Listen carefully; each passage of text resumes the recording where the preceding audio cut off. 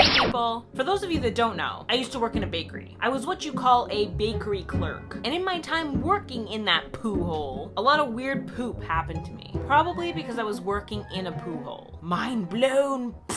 So anyways guys, I was thinking I would tell you one of the weirdest bakery stories I have. And I'm just warning you, it's pretty bloody. That was the worst Scottish accent ever. Anywho's, and let's get started. The bakery I worked in was in a grocery store called the Great Canadian Superstore. And they had these bunkers beside the glass cake counter. And there were tons of bunkers around the bakery, but in this particular bunker, it held half-slab cakes that were $19.99. Those cakes must have contained only 2% food, but nonetheless, they were there and they were cheap. The bunkers were chilled to a certain temperature to keep the cakes as fresh as I guess non-cake could possibly be. So they had huge metal fans underneath, like a thin layer of plywood to hold the cakes up above it. Most of the time, the worst thing I would come across is someone dumping some meat or some cheese in the bunker and finding it a couple days later. I even found fish in there one time. So it kind of got to the point where literally anything could happen and it really wouldn't faze me. I'd just be like,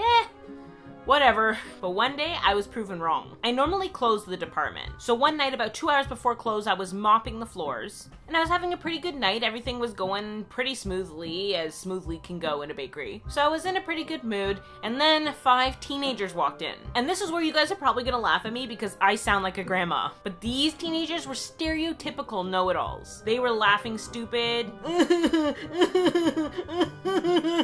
making dumb jokes. Pull my finger. So I just tried to ignore them and continued mopping. And then I dropped to the floor. I thought someone had a gun and was shooting up the whole store. So I crawled over to the cake counter on the freshly wet mop floors and peeked through the glass to see what was going on, and everybody was getting up. So I stood up and looked and saw one of the teenagers that was just around the bakery running, or kind of slow, fast walking, holding his butt. Blood was trickling down his leg. And then I heard this ticking, kind of clicking sound coming from the cake bunker. At this point, I didn't know what the tits had happened or what the noise was. So I ran around the glass cake counter to get to the bunker, and get this, that stupid kid running out of the store holding his butt sat in the cake bunker, broke the plywood that was sitting over the fans, and cut his ass on the metal blades.